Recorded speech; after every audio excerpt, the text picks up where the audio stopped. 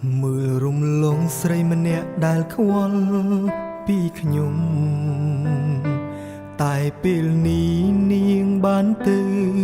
បាត់ហើយគេមិននឹកមិនខ្វល់នឹងខ្ញុំទៀតឡើយគឺដល់ពេលហើយដែលនាងអង្អារំនៅ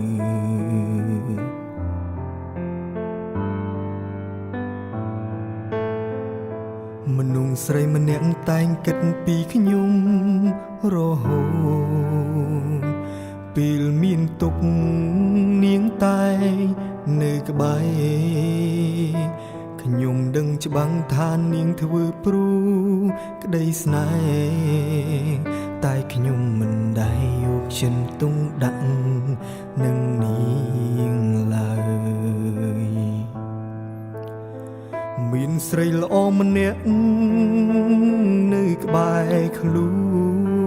នខ្ញុំភ្លឺល្ងងមិនថែរក្សាពេលគេទៅបាត់ទើបដឹងថាខ្វាំងគេមិនបានបើមានឱកាសម្ដងទៀតខ្ញុំចង់តបស្នងនៅអ្វីគ្រប់យ៉ាងតែក្នុងពេលនេះខ្ញុំអាចធ្វើបានត្រឹមពាក្យថាសោកស្ដាយ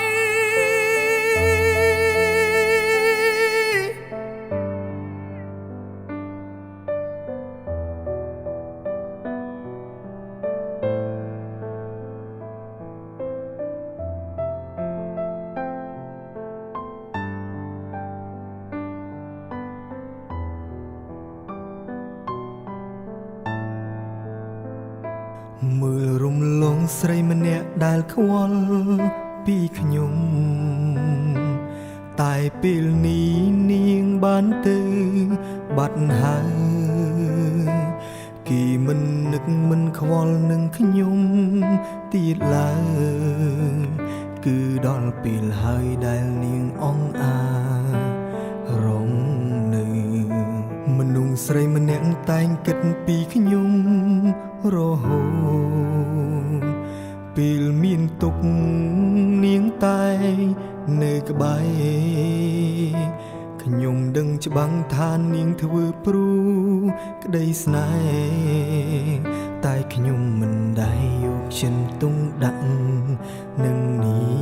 ងឡើយមានស្រីល្អម្នាក់នៅក្បែរខ្លួនខ្ញុំភ្លឺល្ងងមិនថែ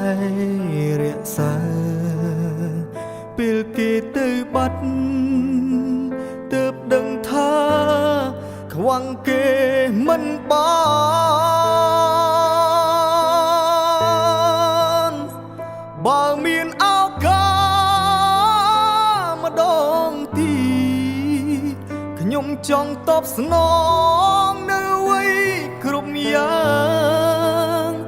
តែក្នុងពេលនេះខ្ញុំអាចធ្វើបានត្រឹមពាក្យថា